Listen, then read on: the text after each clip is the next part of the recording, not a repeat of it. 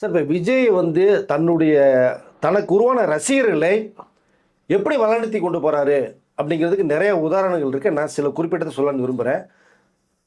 தனக்கு வாழ்வு கொடுத்த அந்த ரசிகர்களை ஒரு கட்டத்துக்கு மேலே ரசிகர் மன்றத்திலிருந்து மக்கள் நற்பணி இயக்கமாக மாற்றி நிறைய விஷயங்கள்ல வாரத்துக்கு ஒரு நாள் கூப்பிட்டு பேசுகிற விஷயங்கள் ஒன்று இருக்கு.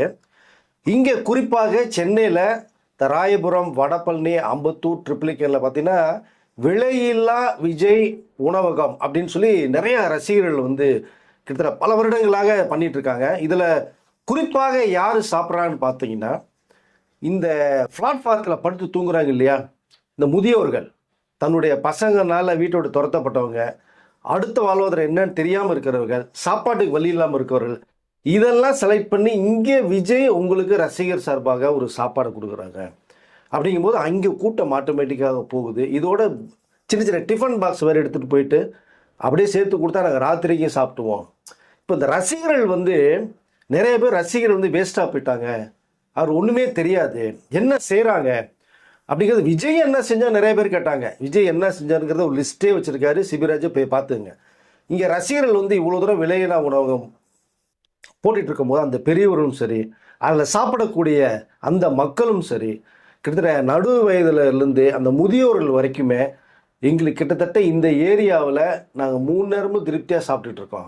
பட் குறிப்பாக ஒரு வேளை அவங்க வந்து கொடுக்குறாங்க, மீண்டும் ஒரு வேலைக்கு நாங்கள் வாங்கிட்டு வேற போகிறோம், இதோட செலவுக்கு பணம் வேணும்னா ஏதாவது வந்து கொடுக்குறாங்க அப்படிங்கிற விஷயத்தை அவர்கள் பார்க்கும்போது இங்கே அந்த மக்களுடைய எண்ணம் எப்படி இருக்குங்கும் போது தான் அவர்கிட்ட கேட்கும்போது நிறைய பேர் எல்லாமே ஆட்சிக்கு வந்துட்டாங்க. இன்னும் எங்களுடைய நிலைமை வந்து இப்படியே தான் இருக்குது, சாப்பாடு கிடைக்கிது, சாப்பாடு கிடைக்கல. ஆனால் இங்கே விஜயோட ரசிகர்கள் வந்து உணவை கொடுக்கும்போது இந்த தம்பி இன்னும் ஒரு முறை அவருக்கு வாக்கு போடுங்க, எங்களுக்கும் வாக்கு இருக்குன்றாங்க சார். அப்போ அவங்களுக்கு ஏதோ ஒரு இடம் இருக்குது, ஆனால் இருக்க முடியல, சூழ்நிலை காரணமாக இங்கே வந்து எங்கேயோ பிளாட்ஃபார்மில் படுத்திருக்காங்க. எங்களுடைய வாக்குகளும் மக்களுடைய வாக்குகளும் விஜய்க்கு ஒரு முறை நீங்கள் போடுங்க, அந்த தம்பி வரட்டும், வந்தால் ஏதாவது ஒரு மாற்றம் உருவாகும் அப்படிங்கிறத அவர்கள் பேசுவதை நம்ம பார்க்க முடிஞ்சுது. அதே ரசிகர்கள் பார்த்தீங்கன்னா நிறைய பசங்களுக்கு வருஷம் வந்து ஏழ்மையானவர்களுக்கு வந்து இந்த பாட புத்தகம், ஸ்கூல் பேக்கு, ஸ்கூல் யூனிஃபார்மு நிறைய இடங்களில் செஞ்சுட்டு கொடுத்துட்டு இருக்காங்க. சில ஃபீஸ் கட்ட முடியாத மாணவர்களுக்கு, மாணவிகளுக்கு கூட அவங்க ஃபீஸ் கட்டுறாங்க. வேலைகள் பாருங்கள் எவ்வளோ இருக்குன்னு. ஸோ மற்றவர்கள் யாராவது பண்ணுறாங்களா இதை? பட் இங்கே விஜய் வந்து தன்னுடைய ரசிகர்களை ஒரு வழிநடத்தி கொண்டு போய்கிட்டே இருக்கார். அப்படி தான் நான் இந்த மூலமாக நான் பார்க்கப்படுது. இது ஒரு புறம் இருக்க, இன்னொரு புறம் பார்த்தீங்க அப்படின்னா பத்மாவதி அப்படிங்கிற வந்து ஒரு லேடி டீச்சர், அவங்க வந்து காலையில் சாயங்காலம் வரைக்கும் ஸ்கூலுக்கு போய் மற்ற பசங்களுக்கு கோச் பண்ணிவிட்டு ஈவினிங் டைம் வந்ததுக்கு பிறகு இந்த டியூஷனுக்கு பணம் கொடுத்து படிக்க முடியாத மாணவர்கள் இருக்காங்க இல்லையா, அவர்கள் குறிப்பாக எத்தனை பேரும் செலக்ட் பண்ணி அந்த ஈவினிங் டைமில் அவங்க டியூஷன் எடுக்கிறாங்க. அது எந்த லெசனில் உங்களுக்கு வீக்காக இருக்குது அப்படிங்கிறத தெரிஞ்சுக்கிட்டு அவர்களுக்கு ஒரு குறிப்பிட்ட டைத்துக்கு கூப்பிட்டு லெசன் எடுத்து அவர்களுடைய அடுத்த இடத்து கொண்டு போகிறாங்க. இதில் இன்னொன்று சிறப்பு பார்த்தீங்கன்னா, இந்த பசங்க வரும்போது அவர்களுக்கு வந்து லைட்டாக ஒரு ஸ்நாக்ஸும் கொடுக்குறது மாதிரி ஒரு தகவலும் நமக்கு வருது. இது விஜய் ரசிகர்களுக்கு இந்த தகவல் போய் அவர்களும் இந்த டீச்சருக்கு வேணுங்கிறத நாங்கள் உங்களுக்கு பண்ணுறோம், பசங்களை இன்னும் கூப்பிட்டு வந்து முடிஞ்ச அளவுக்கு நாங்களும் நிறைய பேரை கூப்பிட்டு வரோங்கிற மாதிரி அந்த ஏழ்மையான பசங்களுக்கு, ஃபீஸ் கட்ட முடியாத பசங்களுக்கு டியூஷன் சொல்லித்தர்றாங்க. இன்றைக்கி என்னதான் ஸ்கூலில் படித்தாலும் இந்த டியூஷனுங்கிறது வந்து அதாவது என்னென்னா தவிர்க்கவே முடியாத இடத்துல இருக்குது. அதை இவர்கள் வந்து ஃப்ரீயாக பண்ணி தர்றாங்க. நம்மளால இந்த கல்வியை நம்ம கற்றுக்கிட்டோம், நீங்கள் டீச்சராக இருக்கோம், நம்மளால் 4 பசங்களுக்கு நல்லது செய்வோங்கிறது அந்த ரசிகையோடைய ஒரு எண்ணமாக இருக்குது. இது ஒரு புறம். இன்னொன்று பார்த்தீங்க அப்படின்னா, இப்போ விஜய் அரசியலுக்கு வந்த நோக்கம் என்ன, அவங்களுக்கு என்ன சொல்ல வர்றாரு, அவருக்கு என்ன அரசியல் தெரியும்னு சொன்னாங்க இல்லையா. இன்றைக்கு இந்த விஜய் வந்ததுனால தான் மற்ற கட்சிகள் வந்து எல்லா பேருமே கிட்டத்தட்ட மக்களை வந்து உணர்ந்துட்டு மக்களுக்கு தேவையானதை பேசிகிட்டு இருக்காங்க. இப்போ விஜயினுடைய நோக்கம் என்ன, இந்த 2K கிட்ஸு, ஜென்சி கிட்டு, இந்த மக்களுக்கு தேவையான விஷயங்களை கொண்டு போகிறாரு. ஸோ இங்கே மக்களை நோக்கி விஜயுடைய அந்த அறிக்கைகள் பேசுகிற இது இருக்கு இல்லைங்களா, அது மற்றவர்களுக்கு வந்து கொஞ்சம் திகைப்பை ஏற்படுத்திருக்கு. காரணம், மக்களை கண்டுக்காமையே ட்ராவல் பண்ணி போனவங்க நீங்கள் மக்கள் மத்தியில் ஆதரவு இருக்குது, விஜய் அந்த மக்களை வந்து சிந்திக்க வச்சுட்டாருங்கும் போது இவர்களும் அந்த மக்களை நோக்கி நிறைய அறிக்கையில் பேச வேண்டிய சூழ்நிலைக்கு தள்ளப்பட்டிருக்கார். இது விஜய் ஏற்படுத்த ஒரு மாற்றம் தான். இந்த மக்களை வந்து எப்படிங்கிறது மற்ற அரசியல் கட்சி தலைவருக்கு வந்து உணர வச்சிருக்கார். ரெண்டாவதாக பார்த்தீங்கன்னா, இந்த இளைஞர்களுக்கும் இளைஞர்களுக்கும் அரசியல் வேண்டான்னு ஒதுங்கி இருந்தவங்க, அரசியல் தெரியாமல் இருந்தவங்க நிறைய பேர், அரசியல் பேச தெரியாமல் இருந்தவங்க, அவர்களை அரசியலை உணர வச்சவர் விஜய். அரசியலை பேச வச்சிருக்காரு. இப்போ என்ன நடக்குது நாட்டில் நீங்கள் தெரிஞ்சுக்குங்க. ஒரு தலைமுறைக்கான தேர்தல் இது, உங்களுக்கான ஒரு தேர்தல்.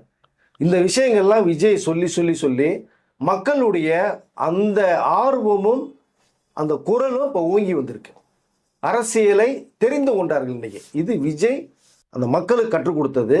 மற்ற அரசியல் கட்சி தலைவருக்கு மக்களுக்கு நீ என்ன செய்யணும் சொல்லணுங்கிற விஷயத்தை கற்றுக் கொடுத்துருக்காரு. இது வந்து மிகப்பெரிய விஷயமா நான் பார்க்க. இப்போ 2 தொகுதியில் நிற்கிற எதுங்கிறது உங்களுக்கு தெரியும். இங்கே வெற்றி பெறுவாரா பெறமாட்டாரா? பட் முக்கியமாக மற்ற அரசியல் தலைவர்கள் வந்து விஜயை எப்படியாவது நீங்கள் வெற்றி பெற்றால் அது எதிரணி, அவர்களுக்கு அமைச்சரவை போஸ்ட் தரப்படும் ஒரு பக்கம். இன்னொரு பக்கம் அவரை வெற்றி பெற செய்யக்கூடிய மற்றவர் இருக்காங்க இல்லையா, தூண் மாதிரி நிறைய பேர், அவர்களுக்கு அந்தந்த ஊரில் மிகப்பெரிய பதவிகள் தரப்படும் அப்படின்னு நோக்கம் பார்க்கும்போது இங்கே விஜயுடைய வெற்றியை தடுப்பதற்கான வேலைகள் நிறைய போய்கிட்டு இருக்கு. விஜயை விமர்சனம் செய்தவர்கள் செய்து கொண்டிருக்க நிறைய பேர் இப்போ இருக்காங்க. அதில் குறிப்பாக வந்து ஒருத்தர் வந்து ஒரு நபர் விஜய் கண்டிப்பாக சட்டமன்றத்துக்கு செல்வார் அப்படிங்கிறத ஆணித்தரமாக சொல்லியிருக்காங்க. இதுதான் இங்கே ஹைலைட்டாக பார்க்கப்படுது. விஜயை விமர்சனம் செய்பவர், விஜய் மேலே உடன்பாடு இல்லாதவர், பட் ஓகே, ஆனால் மக்களுடைய எண்ணமும் இதுவும் அந்த மக்கள் விஜயை சட்டமன்றத்துக்கு கொண்டு போய் உள்ளே விட்டுருவாங்க அப்படிங்கிறத அவருடைய பார்வையில் தெரிய வருது. இப்போது விஜயை பிடிக்காதவர்கள் கூட இப்போ பிடிக்கிற மாதிரி சூழ்நிலை மாறுது. களமே மாறிட்டு இருக்கு உங்களுக்கு. நான் சொல்லுவது அதே தான். எப்படி ரசிகர்களை அது ஒரு கடத்துக்கு கொண்டு போனாரோ, அந்த இளைஞர்களுக்கு அரசியல் எப்படி வந்து பேசணும்னு தெரிஞ்சு கற்றுக் கொடுத்தாரோ, மற்ற அரசியல் கட்சி தலைவருக்கு மக்கள்கிட்ட என்ன சொல்லணும்னு சொல்லி கொடுத்தாரோ, சட்டசபைக்கு அவர் போகும்போது இன்னைக்கு அவருடைய பயணத்தில் போகும்போது எவ்வளோ வாரம் கூட்டம் மக்களுடைய இந்த கூட கட்டுப்படுத்த முடியாத அளவுக்கு வருதுங்கும் போது இந்த சட்டசபைக்குள்ள என்ன நடக்குது அப்படிங்கிறது நிறைய பேருக்கு தெரியாது. அது ஒளிபரப்பு செய்யப்படும், பார்ப்பாங்க, அதை கடந்து போயிடுவாங்க. ஆனால் இங்கே விஜய் பேசுவதை முன்னிட்டு சட்டசபைக்கு விஜய் செல்லும் போது அங்கே அவருடைய குரல் எப்படி இருக்கும், சட்டசபையே அதிர்றது மாதிரி இருக்கும். மக்களுக்கு என்னென்ன தேவைகள் வருதோ அது எல்லாத்தையுமே பேசக்கூடிய அந்த கட்டாயத்தில் விஜய் இருப்பார். அப்போ உற்று வந்து கவனிக்கப்படும். மற்ற அரசியல் கட்சிகளுடைய எல்லா பேருமே வந்து விஜயுடைய ஸ்பீச் வரும்போது கவனமாக பார்ப்பதற்கு வாய்ப்புகள் நிறைய இருக்கும். மக்களுக்கு இது வெளிச்சம் போட்டு காட்டப்படும். சில நேரங்களில் ஒளிபரப்பு செய்வது பார்த்தீங்கன்னா நிறைய விஷயங்கள் தவிர்க்கப்படும். விஜய் இங்கே பேசும்போது சட்டசபையில் என்ன நடக்குதோ, ஏன்னா அதை தான் இப்போ கன்னியாகுமரியில் நிறைய விஷயங்கள் பேசிட்டு வந்தார் உங்களுக்கு. அதை ஸோ சட்டசபையில் என்ன நடக்குதோ அதை மக்கள் வரையை கொண்டு போகணும். அவர் போவது உறுதி. 2 தொகுதியில் 2மே வெற்றி பெற வாய்ப்புகள் நிறையா இருக்குங்கிறத தொகுதி மக்கள் சொல்கிறாங்க, நான் சொல்லலை. மக்களுடைய சர்வே எடுக்கும் போதும் அவர்கிட்ட பேசும்போதும் எங்கள் தொகுதியில் விஜய்க்கு நான் வெற்றி வாய்ப்பை தருவோங்கிறாங்க, இன்னொரு தொகுதியிலையும் மிகப்பெரிய வெற்றி வாய்ப்பை தருவோன்றாங்க. இது எப்படி பார்க்குது நீங்கள்? அப்போ மக்களை எந்த அளவுக்கு விஜய் மனசில் போய் உட்காந்துருக்கார், ஒரு மாற்றத்தை மக்கள் எப்படி விரும்புகிறாங்க அப்படிங்கிறதுக்கு இது ஒரு சம்பவமாக நான் பார்க்குறேன் சார். இதற்கு பிறகு அப்படியே பார்த்தீங்கன்னா இங்கே வந்து வேளச்சேரியில் டிவிக்கோட வேட்பாளர் ஒருத்தர் ஓட்டாக கேட்டு போகிறாரு. பர்டிகுலர் ஒரு வீடு வருது. அண்ணாந்து பார்த்து, ஐயா மறந்துடாம ஓட்டு போடுங்க, நான் டிவிக்கே வேட்பாளர் அப்படிங்கும்போது சிரிச்சுக்கிட்டே கை காமிச்சிட்டு என் ஓட்டு உனக்கு தான்டார். யாருன்னு பார்த்தோம்னா விஜயோடைய அப்பா எஸ்ஏசி சட்டப்படம் துண்டை மட்டும் போட்டு பால்கிலேருந்து கை காமிச்சு அசைகிறத பார்க்கும்போது இப்படி ஒரு சுவாரஸ்யமான நிறைய சம்பவங்கள். என்னென்னா விஜய்க்கு வெளிநாட்டிலேருந்து தான் வர்றாங்கன்றல, இங்கேயே இவ்வளோ பேர் அவருடைய ஆதரவு இந்த ஓட்டு போகிறதுக்கு 23ஆம் தேதி ரெடியாக இருக்காங்கிறதா என்னுடைய விஷயமும் நான் பார்க்குறேன் சார். இது தவிர இன்னொரு விஷயமும் தமிழ்நாடு தான் கொஞ்சம் அப்படியே அதிர்ந்து போயிருக்கு. பார்த்தோம்னா டெல்லியே கொஞ்சம் இப்போ அப்படியே லேசாக குலுங்குறது மாதிரி ஒரு விஷயம் வருது. காரணம், விஜயை கூட்டணிக்கு சேர்க்காமல் விட்டது மிகப்பெரிய ஒரு தவறுன்னு இப்போ கூட்டணிக்குள்ளே நிறைய பிரச்சனைகள் போயிட்டு இருக்கிறதாகவும் ஒரு விஷயம் பேசப்படுது. காரணம், விஜயோட இருக்கிற நாளுக்கு நாள் இப்போ ஏற்கனவே ஒரு 10 நாளைக்கு முடிந்த அந்த சின்ன சின்ன மைனஸ்லாம் கரெக்ட் பண்ணி இப்போ வேறு லெவலில் போயிட்டு இருக்கிறத பார்த்துட்டு விஜயை ஏன் மிஸ் பண்ணணும் அப்படிங்கிற அளவுக்கு நிறைய விஷயங்கள் டெல்லியில் பேசப்படுற தகவல் வந்து இப்போ இவர்களுக்குள்ளேயே மிகப்பெரிய போராட்டமாக இருக்குது. அது நோக்கமாக தான் பார்த்தீங்கன்னா அண்ணாமலை அவர் கூட நிறைய 2-3 தடவை விஜயை பற்றி பாராட்டி பேசியிருக்காரு. அவருக்கு வந்து ஏன் அனுமதி தர மறுக்கப்படுது, மற்றவர்கள் தரமுன்ற விஷயத்தை சொன்னார். விஜயோடைய வருகை, அவருடைய ஸ்பீச்சை பற்றி நிறைய விஷயங்கள் அண்ணாமலை பேசுவதை பார்க்க முடியும் போது விஜய் இங்கே தேவைங்கிற ஒரு விஷயத்தை உணர்ந்திருக்காங்க. ஆனால் காலம் கடந்த ஒரு யோசனையாக இருக்குது. அதான் என்ன ரிப்போர்ட் சார் போயிருக்காரு? இல்லை, இங்கே கிட்டத்தட்ட விஜயினுடைய அந்த வெற்றி முகம் நிறையா இருக்குங்கிற அளவுக்கு ஒரு முக்கியமான மெசேஜ் தகவல் போயிடுச்சு முக்கியமானவர்களுக்கு. பட் இவர்கள் வந்திருந்தா நமக்கு வெற்றி இன்னும் அதிகமாக இருந்திருக்குமே. இப்போ ஒன்றுமே அதாவது ரிசல்ட் பெரிய அளவில் வராமல் இருக்கேங்கிற அந்த ஒரு ஆதங்கத்தில் பேசிட்டு இருக்காங்க. மக்களுடைய ஆதரவு ரொம்ப அதிகமாக இருக்கு விஜய்க்கு, வெற்றி வாய்ப்பு நிறைய இருக்கு அப்படிங்கிற ஒரு தகவல் போய் இனிமேல் பேசி என்ன பண்ண முடியும்? ஒன்றுமே பண்ண முடியாது. ஸோ டெல்லியும் கொஞ்சம் அதர விட்டுருக்காரு விஜய். மொத்தத்தில் இந்த 2026 எலெக்ஷனு மக்களை வேற இடத்து கொண்டு போயிட்டாரு. அரசியலை புரிய வச்சிருக்காரு, அரசியலை பேச வச்சிருக்காரு, சிந்திக்க வச்சிருக்காரு. அரசியல் கட்சி தலைவர்களே இவருடைய ரூட்டுக்கு மக்கள் மனசில் இடத்த மாற்றி பேசுறதுல ஒரு வழியை ஏற்படுத்தியிருக்கார் அப்படிங்கிறத நான் உணர முடியும்.